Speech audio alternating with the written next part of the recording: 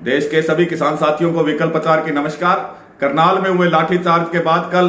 प्रदेश के मुख्यमंत्री और उप मुख्यमंत्री ने प्रेस कॉन्फ्रेंस करी, जो कि किसानों को और उग्र करने की एक प्रक्रिया थी। प्रदेश का मुख्यमंत्री सबसे झूठा और सबसे मक्कार व्यक्ति है, जो दूसरी बात तो दूसरे के झूठ को तो झूठ कहे ही कहे, जो अपनी कही बाई बात को भी 5 दिन बाद झुठलाता है। जहां प्रदेश के मुख्यमंत्री ने कल कहा कि हरियाणा का कोई भी किसान इस आंदोलन में शामिल नहीं है, केवल पंजाब के किसान साथी शामिल है जो टीकरी बॉर्डर और सिंधु बॉर्डर पर बैठे हैं। जबकि आज से 5 दिन पहले विधानसभा में मुख्यमंत्री ने आंकड़े पेश किए थे कि हरियाणा में किसान आंदोलन के दौरान 37,500 व्यक्ति विभिन्न केसों के तहत नामजद किए गए हैं, जिनकी जल्द गिरफ्तारी की जाएगी। तो वो 37,500 किसान क्या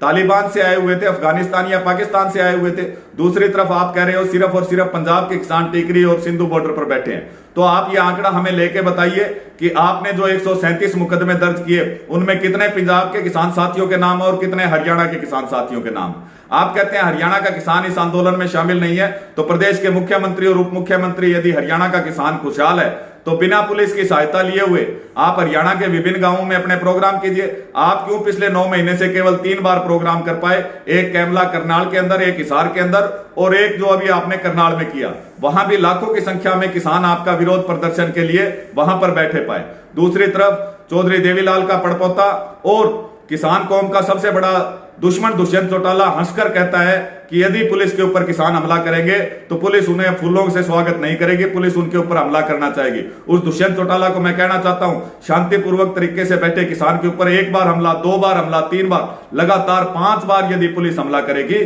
तो किसान अपनी आत्मरक्षा के लिए यदि कृषि यंत्र उठाता है तो मैं उसे गलत नहीं मानता। किसान को ना केवल कस्सी बल्कि जेई, तांगड़ी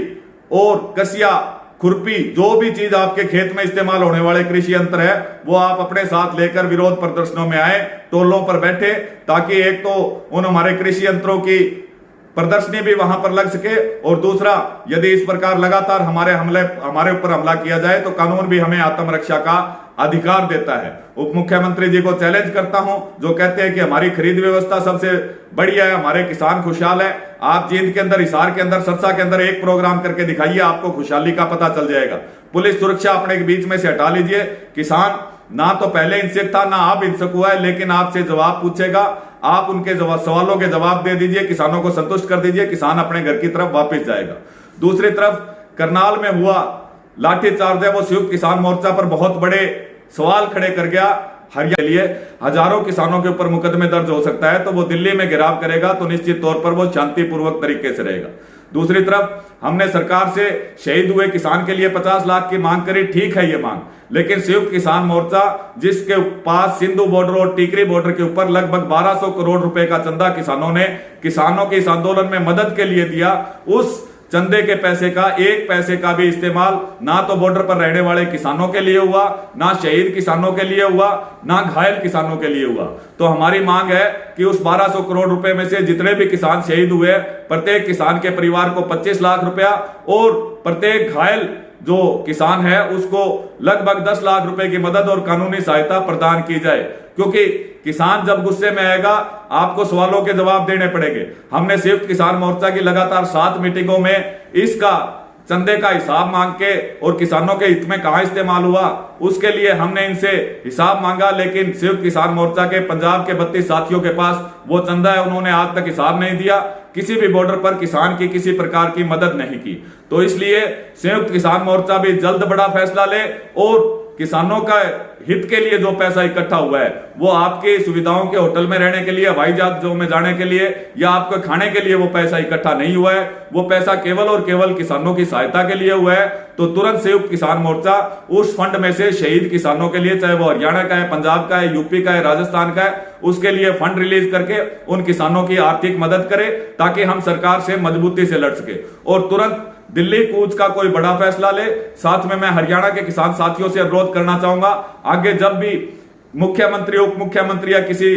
मंत्री का विरोध प्रदर्शन आपने करना हो तो सबसे पहले आप संयुक्त किसान मोर्चा में कॉल करके कहें कि संयुक्त किसान मोर्चा के 40 में से बड़े 10 किसान नेता उस विरोध प्रदर्शन की अगुवाई करेंगे, तब जाकर हम वो विरोध प्रदर्शन करेंगे। क्योंकि ये किसान नेता जो अपने आप को बड़े किसान नेता मान चुके हैं, ये विरोध प्रदर्शन के समय तो कोई भी किसान नेता नहीं आता है, लेकिन जब किसान के ऊपर लाठीचार्ज हो जाता है तो महापंचायतें करने के लिए, किसान को बरगलाने बहकाने के लिए ये लोग हरियाणा के अंदर आकर और अपना, क्योंकि बॉर्डरें तो खाली हो चुकी है, इन लोगों को बोलने की आदत है, तो ये आकर इन महापंचायतों में खराब कर रहे हैं। और महापंचायतें जो हरियाणा में फैल हो चुकी है, मुजफ्फरनगर में महापंचायत हो रही है, जो प्रयोग लगातार फैल हो चुका। आपको अगर महापंचायत करनी है, दिल्ली के रामलीला मैदान में कीजिए, दिल्ली का प्रधानमंत्री आवास घेरने की कोशिश कीजिए। तो देश के और हरियाणा के सभी किसान साथियों और संयुक्त मोर्चा से विशेष तौर पर अपील है, अब भी बड़ा फैसला ले ले, नहीं हरियाणा का किसान गुस्से की सभी सीमाएं पार कर जाएगा। तो हरियाणा सरकार और संयुक्त किसान मोर्चा दोनों को चेतावनी है कि किसानों को और ज्यादा तंग करने की कोशिश ना की जाए। बड़ा